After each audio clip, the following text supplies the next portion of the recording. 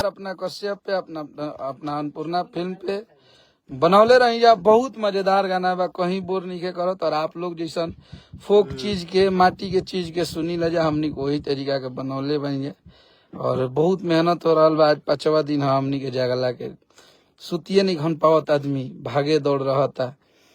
तो कोई बात ना, आप लोग ऐसे ही हमनी के मेहनत के प्यार दी जाए और आशीर्वाद दी जाए। ये गाना के भी आप लोग भर भर के प्यार दे रहा बनी। तो बस आप सबके आशीर्वाद प्यार बनल रहो। पिछड़ो लगाना के प्यार एकदम मिला। हमारा मर्दा के गोली गाना भी आप लोग वैसे ही बजा रहा बनी। पिछला साल के गाना इस साल के गाना नियन चलता, बहुत स्पीड में आप लोग चला रहा बनी। तो बस आप सबके आशीर्वाद है, प्यार है, हमनी के काम करे आवेला काम करी ले जा। आप सबके सहयोग मिलत रहो।